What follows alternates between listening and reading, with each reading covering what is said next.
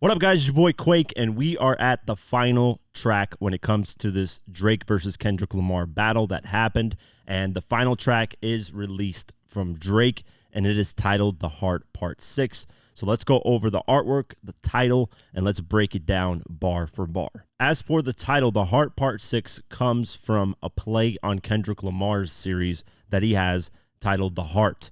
He has 1 through 5, and Drake decided to take Part 6. The reason why he did this is because Kendrick Lamar took a series that Drake has where he has different time zones in different areas. The tracks that he has, like 9 a.m. in Dallas and 6 p.m. in Charlotte, those type of tracks that Drake does. Well, Kendrick Lamar took it by doing 616 in L.A. So Drake paid back the favor by taking Kendrick Lamar's theme title tracks that he has with The Heart. As for the artwork, it's fairly simple. It is a comment from Dave Free on Instagram. Dave Free is one of the record producers on PG Lang, the label, and he's also pretty much a co-owner of PG Lang with Kendrick Lamar. And in the artwork, it shows a comment made from him on Instagram, and it was liked by the author. And this comment was under Kendrick Lamar's fiance's posts on Instagram. So she has a bunch of photos of herself and photos with herself and her kids. And under the comments is Dave Free with the heart, the black heart emoji and the heart hands. And she ended up liking the comments. So this artwork plays on the whole thing that Drake said in Family Matters, that Dave Free is the father of the kids and not Kendrick Lamar. So he's extending that play on that he had on Family Matters with The Heart Part 6. And throughout this track in The Heart Part 6, he basically addresses everything Kendrick Lamar said to him and denies everything. And then it says, hey, you haven't proved that you didn't do those things. But that's essentially what the artwork is, just an Instagram comment from Dave Free under Kendrick Lamar's fiance's posts on Instagram. Now let's get into the bars. It starts out with the intro with Aretha Franklin saying, now let me see you prove it, just let me see you prove it, which samples Aretha Franklin's Prove It track. And the reason why Drake started out this track like this is because throughout this whole track, Drake challenges all the accusations that Kendrick Lamar made against him, from the pedophile things to the OVO crew members having a bunch of issues as well, to the snitching allegations, and so on and so forth. Everything that Kendrick Lamar basically said about his family, about him, about, what he's done, he challenges in this song and then throws it back in Kendrick Lamar's face and says, you haven't denied anything that I've accused you of. So you've probably done it because you didn't deny it. So that's why it started out with that intro. Now let's get into the verse. He starts out saying the Pulitzer Prize winner is definitely spiraling. I got your fucking lines tapped. I'm swear that I'm dialed in. The first line is just a spin on what Kendrick Lamar said in Euphoria. He said the famous actor we once knew is looking paranoid and now is spiraling. Spiraling, basically, hey, you're losing control of everything that's going on and you're losing your mind in this situation and in this battle. Then he says, I got your fucking lines tapped. I swear that I'm dialed in. This is flipping what Kendrick Lamar said in 616 in LA. Because in that track, he basically says, hey, you have a mole in your camp. Somebody's not trustworthy in your camp in OVO. And they're feeding me all this information. Drake is saying, I got those phone conversations tapped, that I know what's going on. And then throughout this track, he basically says, I fed you that fake information about the daughter, about the drugs, the artwork on Meet the Grams with all the drugs and, the T-shirt, the Maybach glove, all that. He basically sets it up saying, hey, I tapped in with the phone call. I knew, all this was going on. That's why he says, I swear that I'm dialed in. Then he addresses the snitching allegations that Kendrick Lamar made on Euphoria, where he said, I got some information that'll make Gunna wanna look like a saint.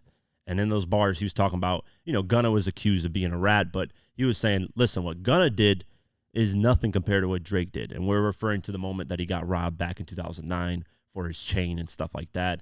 And there are reports that, he filed a police report and snitched. And that was initially reported by a rapper in Toronto, Big Page. He had a track with Drake called I'm Still Fly. And they ended up having a fallout. And, he ended up revealing that information that he got robbed and that Drake allegedly snitched. So Drake addresses those accusations. He says, first, I was a rat, so where's the proof of the trial then? Where's the paperwork or the cabinet it's filed in? 1090 Jake, would have took all the walls down. The streets would have had me hiding out in a small town. So he's saying, hey, where's these paperwork? Where's, this stuff that I actually went to trial and that actually pointed the finger at somebody? When people snitch, they go to trial, they address people by their names, they point them out in court. He's saying that never happened. There's nothing that's going on. And then he refers to 1090 Jake, who is a content creator that actually exposes snitches in the music industry. And he's known for doing that. So he's saying, if I would have done that, 1090 Jake would have already, took all the walls down. He would have exposed me a long time ago and would have destroyed everything that I've built. And that nobody would have rocked with me anymore, and I would have to go hide out somewhere and never show my face again. But he's saying that never happened. There's no proof of it at all. You're just talking, just to talk. Drake continues and says, my Montreal connects, stand up, now fall down. This is Drake just exerting his power, saying that I have an army of people that are willing to ride and die for me here in Canada. And, they can stand up or just relax and fall down whenever I choose to. And he could be referring also to the fact that in Family Matters, he used a Hell's Angels person in the video. And Hell's Angels is a well-known biker gang that, has done a lot of things, crazy things. But they're also big in California. So not only in Canada, but also in Cali, they're really huge. So, he's just saying, hey, I got ties. I got mob ties, like I've always said.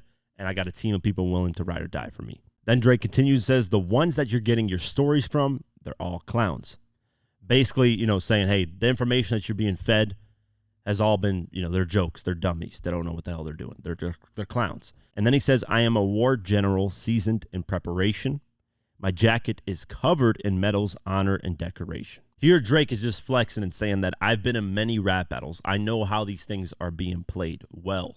And I know what's going on, and I know how to move these puzzles. I've been in the Drake Meek thing, Pusha T, and a bunch of subliminals with a bunch of different artists. Common, Kanye West, whoever else Jay-Z's even went subliminally with here and there.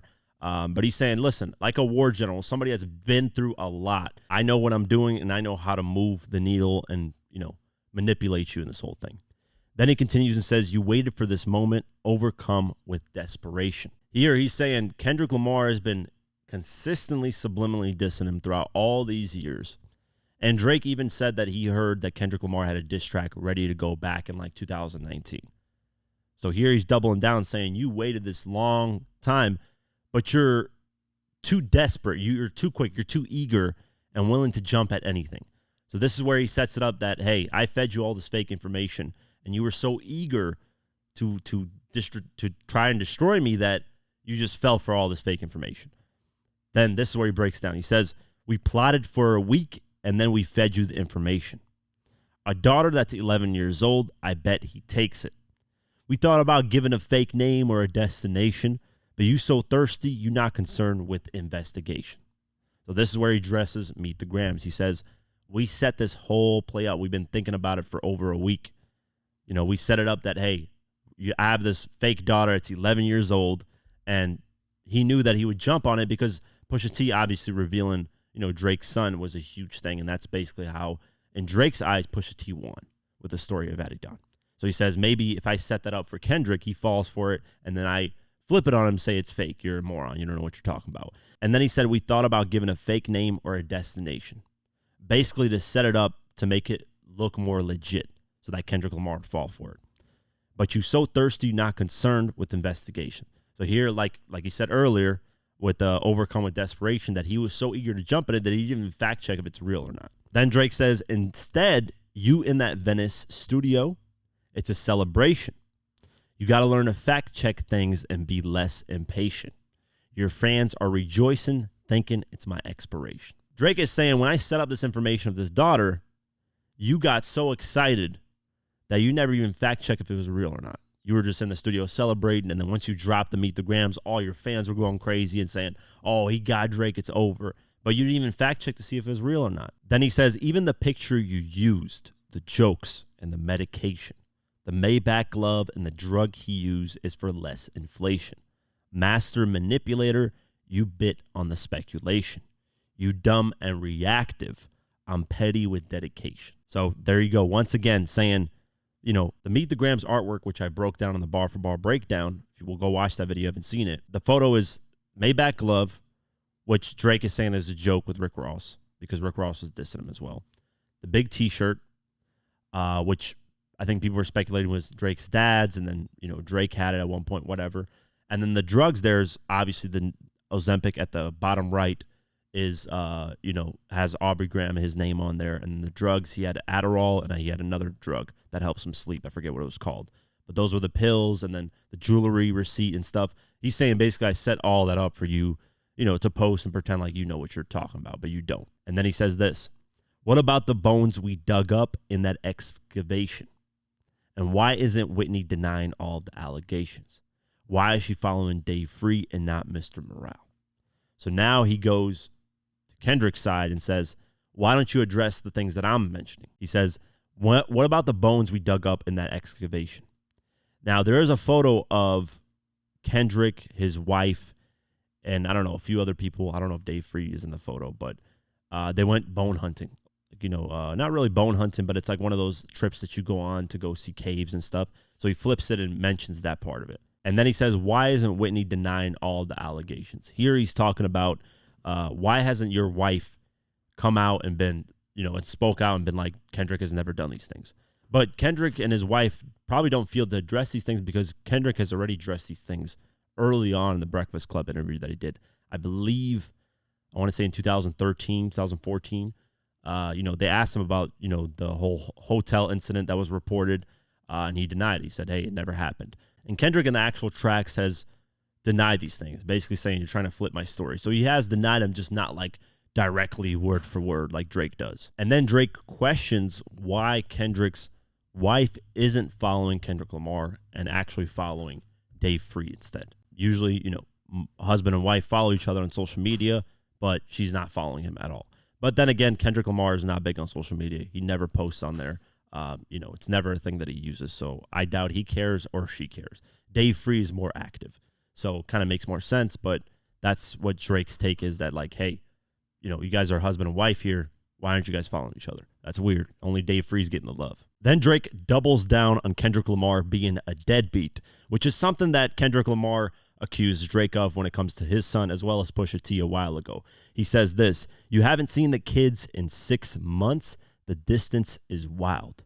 And here he's talking about Kendrick Lamar moving to New York and his wife staying in LA. But if you look at the Instagram photos, she looks like she's in the penthouse in New York with Kendrick Lamar as well.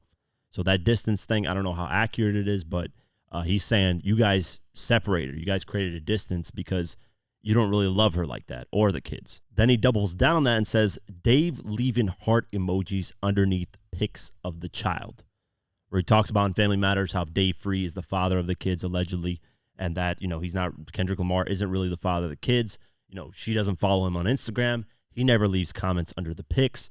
But, like as I said earlier, Kendrick Lamar isn't really active on social media. Drake is a lot more active.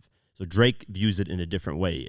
And it's interesting, when you talk to people that are more active on social media versus the ones that aren't, the ones that are more active on social media, they take most social media more seriously when it comes to interactions and stuff. But the people that really aren't on there don't really care because they prefer to have the interactions in person more than on social media for the public. And that's the kind of route Kendrick is. He's not really on social media, doesn't care to give public, gratitude, so that the public can kind of judge. He does it more than likely in private. Then Drake talks about the accusations against him that Kendrick Lamar made on Meet the Grams and Not Like Us, of Drake liking children, girls that are, obviously underage. He says this: speaking of anything with a child, let's get to that now. This Epstein angle was the shit I expected. TikTok videos you collected and dissected. Instead of being on some direct shit, you rather fucking grab your pen and misdirect shit. Here, Drake ties himself to Jeffrey Epstein, which Kendrick Lamar never did in any of his songs.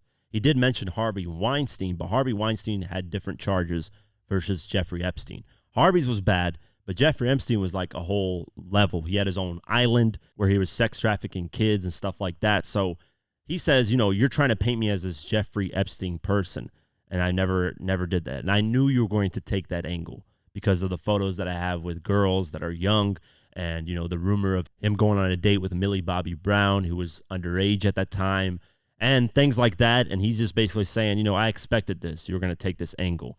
And then he talks about the TikTok videos. There was a video on TikTok of a girl explaining that Drake has a fake Tinder page that he uses to get women to come to his house and, does all kinds of things with those women. That's what she was alluding to in the video.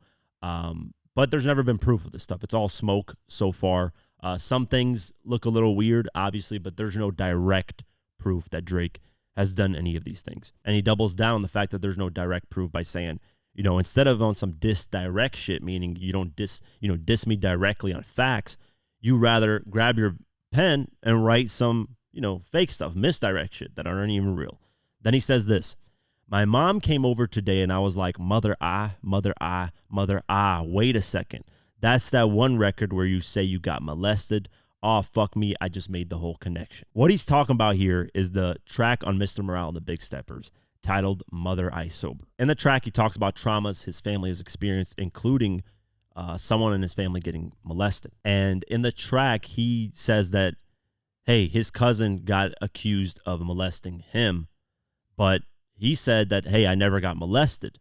And his mother doesn't believe him because of the traumas that his mother has, that, even when he said, hey, I didn't get molested, I'm all good, nothing happened to me, they still didn't believe him. And the bars in the track, he says, family ties, they accused my cousin. Did he touch you, Kendrick? Never lied, but no one believed me when I said he didn't. And in the song, Drake is flipping it, saying that Kendrick actually did get touched, and that's why he's projecting all the trauma onto Drake, that he's a pedophile, he's this and that, because he's the one that got touched himself. And that's usually what people do that have experienced trauma. They end up projecting it on others. If you actually look at the statistics, most people that get molested, they end up doing it to someone else because that's just the trauma that they've gone through. Is it excusable? Hell no. There's been a lot of people that have been molested and never did it to anybody else because they know how much trauma it causes. But that is a cycle of things. So Drake here is saying, because you got molested, you lied in that track. You actually did get molested. You're projected onto me that I do those things when I've never done those things. Then he says, this about to get so depressing. This is trauma from your own confessions. This when your father leave you alone with no protection. So neglected. That's why these pedophile raps and shit you so obsessed with. It's so excessive. Then Drake says they acting like it's so aggressive, but you just never known affection. I don't want to diss you anymore. This really got me second guessing. So here Drake is feeding more into the narrative that Kendrick Lamar lied on that Mother I Sober song and that he actually got molested. So Drake now is kind of reflecting, saying, I feel bad for dissing you because you went through all this trauma in your life and you're pushing it all on me because of all this trauma you went through. Now I feel bad. Like, why am I attacking this guy who's been through so much stuff in his life? I feel really bad for doing it. And that's basically what he's saying in these lines. Then he says, Touch My Body by Mariah Carey, play, you probably start reflecting. Which was a clever line. I ain't gonna lie. That was funny hearing that. Then he says, I never been with no one underage, but now I understand why this is the angle that you really mess with. Just for clarity, I feel disgusted. I'm too respected. If I was fucking young girls, I promise I'd have been arrested.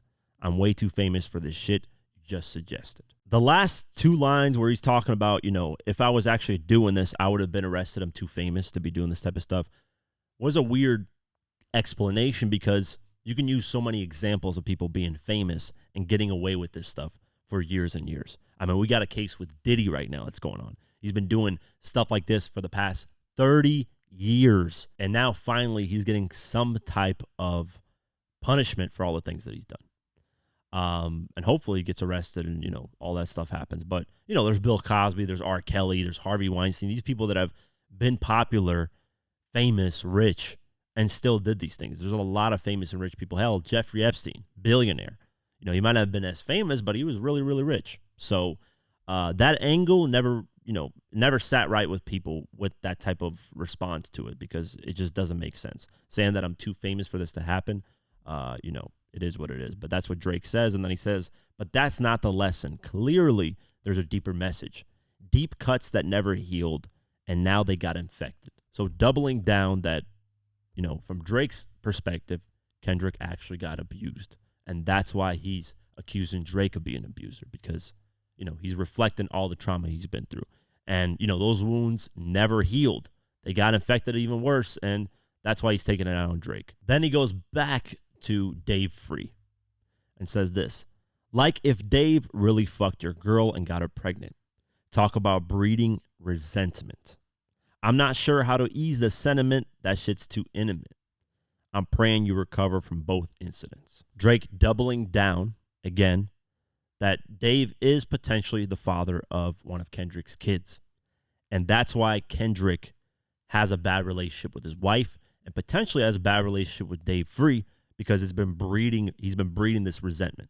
And it's a good play on words because breeding is obviously, having a child with somebody, that's breeding. But also breeding resentment is, having something grow in you, having resentment for people because of things that happen. And that's trauma. And that's why Drake is saying, hey, Kendrick, you're not close to your wife because of these things. Then Drake says, but you a piece of shit, so this really no coincidence. Drake is not a name that you gonna see on no sex offender list. Easy does it. The bars are pretty self-explanatory. Usually if somebody's a sex offender, you can look up their name on the sex offender registry online. And Drake is saying you're never going to find Aubrey Graham or Drake or any of those names on a sex offender list. And then he ends it off with easy does it. This is where I was like, why did he say it the way that he said it? Well, on the track Like That, they sample Eazy-E's track Easy Does It. And here he could be potentially saying that Eazy-E was on the sex offender list. And Dr. Dre accused Eazy of being a pedophile as well with their beef. But, he's saying that I'm nothing related like Eazy-E is. I'm getting accused of that, but I'm not like Eazy. He was that. So he's taking shots at Eazy in the West Coast as well, which is kind of crazy. Then he says, you mentioning a minor, but guys got to be sharp and tell the fans who was it. So here Drake flips what Kendrick said on Not Like Us with a minor, which is a musical note that you can play. But then he flips it with a different musical note, which is a B sharp. And that's actually a musical note. In these lines, when Drake mentioned the B sharp part, people were saying that B sharp doesn't exist in music, but it did a really long time ago. Now it's switched to C. But back then, the B note was something that was used. It was B sharp. And it's a good play on words, man. He's just telling people be sharp about this situation and actually use your head that I don't, associate with minors. And then he was asking him, hey, who was it? Who was the person I associated with that was a minor? But, it's a good flip. I think a lot of people clown Drake saying that it didn't exist. But if you look at musical history, it did exist. So let me explain what this is without getting too technical and, into insane theories. So B sharp exists when the music is spelled in a different way, which is anahyramic spelling in music theory. Depending on what key you are in, you may come across a B sharp. Now, in the normal modern day keys, when you're playing music, the B sharp isn't there. It's a C note. So people were saying, hey, when Drake was saying B sharp, makes no damn sense. Why is he saying that's a note that doesn't exist when playing music? But it does exist. It's just, think of it as like a different language in music. There are certain ways when you learn music, there's different notes in different languages. Not vastly different, but different things, spell out different things, just like in different languages. When you say certain things mean certain different things in other cultures. So that's basically what it is with music. So when people were clowning Drake on this situation, I think people didn't really look deep into it. I think the people that read music in modern terms said that, hey, this is a note that doesn't exist. But when you go in the history of it, it does exist. So that was a great line, great flip. And then he says, you thought you left D flat, D major. Here Drake is referring to himself, saying you, and he's still playing on music notes. That's the thing. He's saying, you thought you left D flat, meaning Drake, you thought you finished me, Drake. But I'm still major. I'm still out here. I'm D major, which is another musical note. This D major thing can also be used as a wordplay of saying, hey, I'm the one that made you. I brought you on my first tour with Club Paradise. If it wasn't for that, you would have never got as big as you are today. Continuing on, he says, I'll slit your throat with the razor and do Rick Ross air like that one flight from Malaysia. Here he sent some shots at Rick Ross, and Rick Ross's jet actually ended up having an emergency, crash on the ground. Nothing major, like really, really high up in the ground, but he landed, and the plane landed in a bunch of grass, and it was kind of bad looking. And anything in a flight is dangerous when you're not landing properly. So here he's saying, like the flight that went missing in Malaysia that disappeared in the middle of nowhere. He's saying that's going to happen to Rick Ross. I'll do him like that. Then he says, I'm your baby mama's screensaver. Just, pretty self-explanatory. Screensaver, having a baby mama. Only fucking with Whitney's, not Millie Bobby Brown's. I never look twice at no teenager. So here he addresses all the rumors of him dating Millie Bobby Brown. And it kind of got exploded more when Millie Bobby Brown did interviews about Drake and said that Drake would text him and, she loves him. And the way she would kind of explain the Drake relationship, people were looking at it with a side eye because somebody that old in their 30s texting, a 14, 15-year-old can be looked at in a weird way. So he's saying, hey, I'm only fucking with your wife. I'm not fucking with the Millie Bobby Browns at all. Not even looking twice at them because they're teenagers. What about your relationship with Drake? Tell me about your friendship. How did this all come about? I love him. I met him in Australia, and he's honestly so fantastic and a great friend and a great role model. We just texted each other the other day, and he was like, I miss you so much. I was like, I miss you more. He's coming to Atlanta, so I'm definitely going to go and see him. I'm so excited, yeah. You and Drake? That's awesome.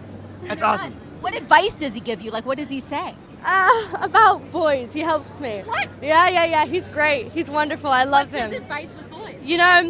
That stays in the text messages. And then he says, I'm a fucking hit maker, dog, not a peacemaker.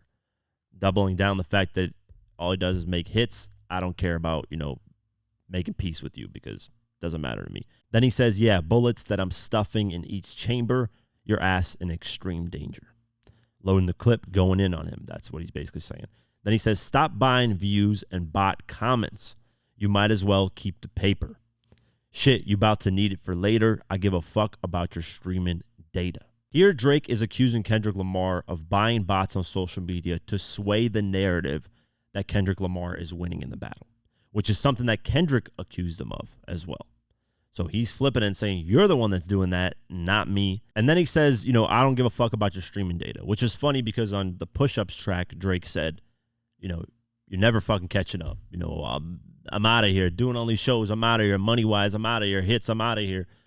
So to say that now I don't care about streaming, the fact that Not Like Us is doing insane numbers and went number one, you don't care about it. It's like, it kind of didn't make sense. And this is why Drake got a lot of backlash for this diss track because, and on certain songs he was saying this and then he just switches and says, nah, now I don't care. Now that you got number ones, I don't care. That has nothing to do with this battle. Then he says, you could drop 100 more records. I'll see you later. This is where essentially Drake bows out of the battle and says, I want nothing to do with this. Then he says, yeah, maybe when you meet your maker. Here he's saying, this battle's going to last forever. And when we both die and we meet our makers, that's probably when we're finally going to run into each other because this is never going to end. Then he says, I don't want to fight with a woman beater. It feeds your nature. Once again, saying that, hey, Kendrick is a woman beater. He puts his hands on Whitney, and he says this throughout Family Matters and all the diss tracks. And with It Feeds Your Nature, usually, the more you get somebody who puts their hands on people aggressive, the more they feed into being more aggressive. So that's what he's saying. He's saying, I don't want to make you so aggressive that you start putting more hands on your wife, Whitney. Then he says, if you still bumping R. Kelly, you could thank the Savior. Said, if they deleted his music, then your music is going too. A hypocrite. In these lines, he's talking about the time when basically R. Kelly, the documentary came out of R. Kelly that was called, Surviving R. Kelly, and then everybody kind of attacked R. Kelly. And there was this discussion around, can you separate the person with the artist? Can you still listen to the artist's music despite them being a bad person? And a lot of people were mixed emotions on that, saying, I can still listen to the music. I'm not going to associate it with the person, and I cannot support the person. But, if you stream R. Kelly's music, you're giving R. Kelly money by doing it.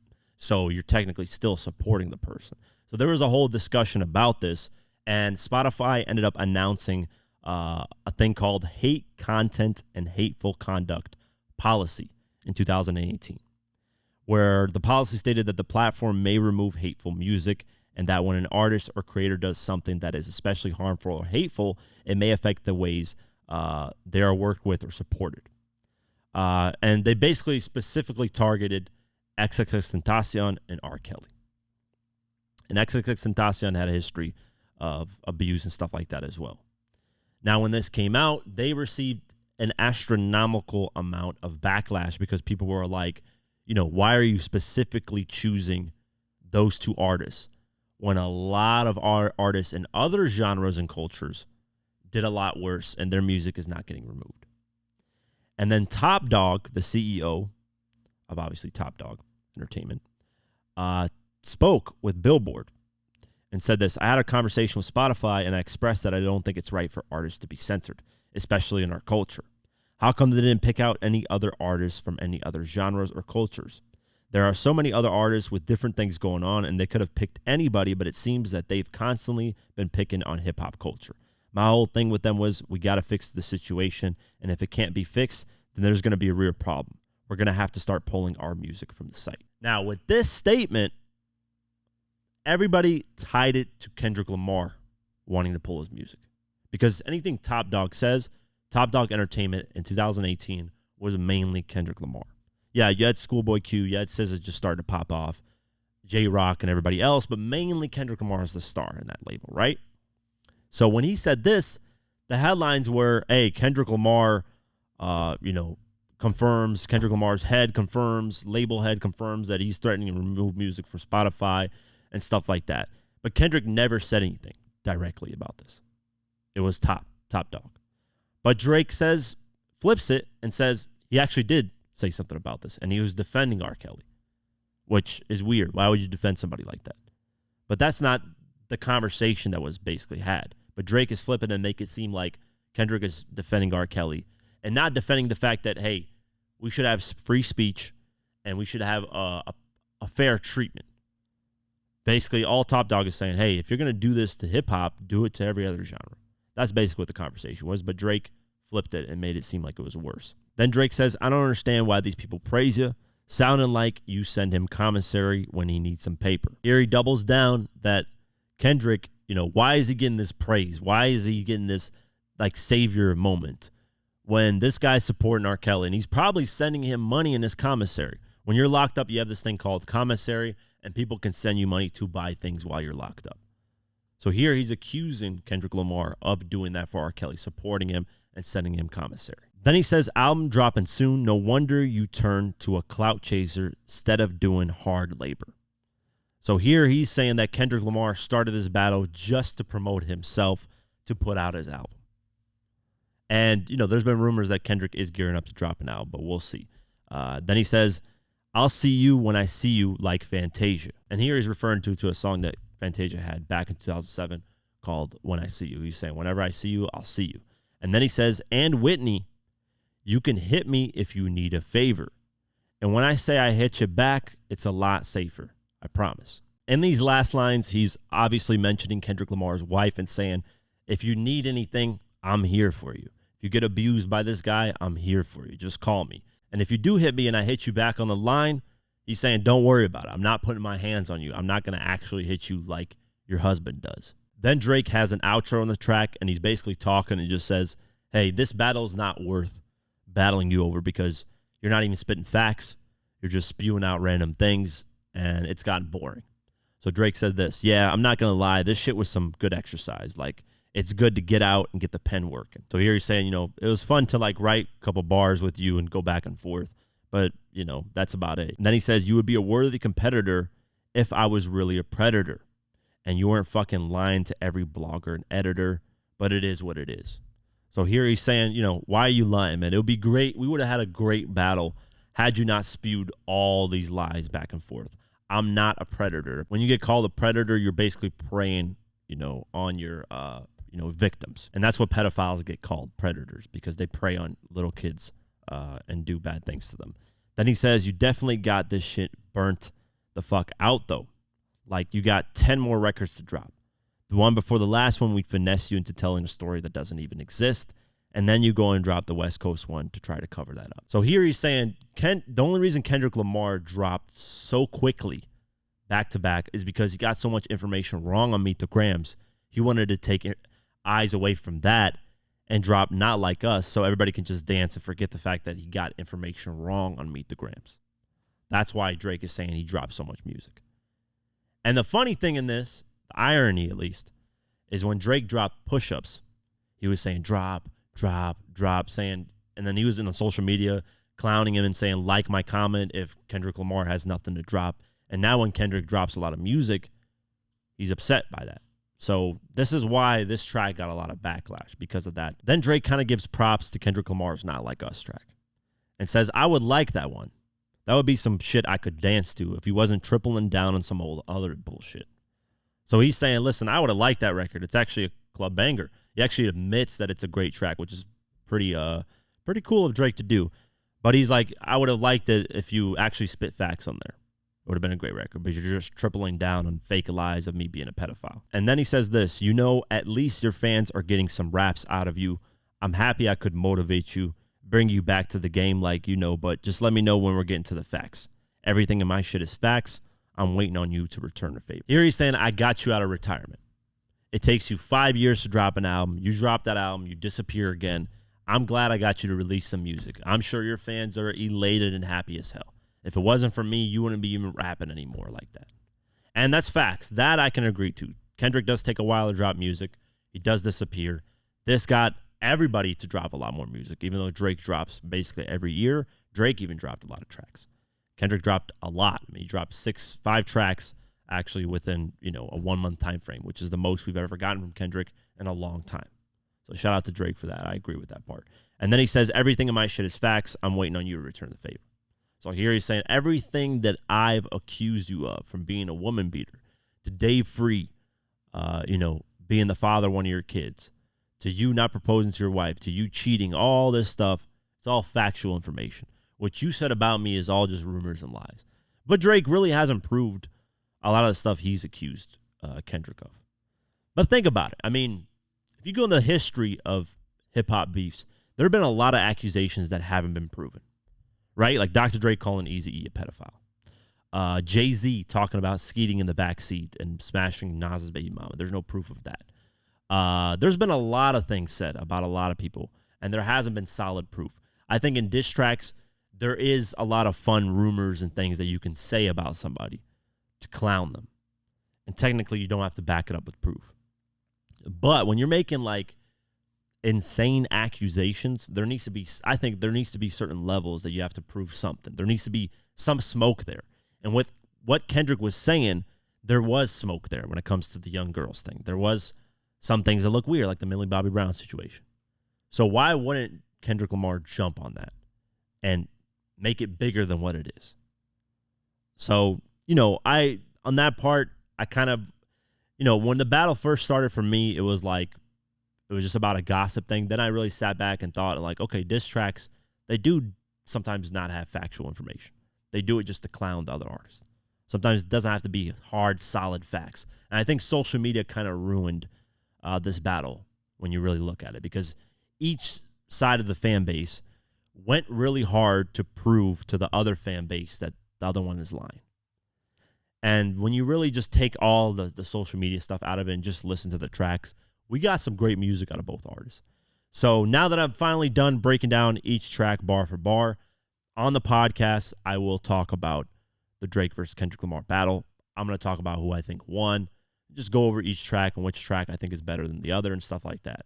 Finally, but yeah, done with each bar for bar breakdown. Let me know what you guys think of The Heart Part 6, and will we ever get more battles from Drake and Kendrick Lamar directly? We will get subliminals. I know that. That's not going to stop. Hell, Drake and Pusha T still send subliminals to each other. So we're still going to get subliminals, but direct battle, I don't know. We'll see. We'll see what Kendrick Lamar does in this June 19th show that he has. And yeah, we'll keep our eyes posted, and I'll see you guys in the next one. That's it for today's video. If you guys want to support this channel further, you can do so at patreon.com/diverse mentality. For just $3 a month, you can get my videos uncut and raw the way I intended them to be, but couldn't because of YouTube. Plus, you also get access to our Discord community, where we have a great community talking about hip-hop and various other things. It's very dope. So only $3 a month. I'd really appreciate the support. Also, follow us on social media at QuakeGW and at Diverse Mentality. Thank you so much for the support, and I'll see you guys in the next one. Peace.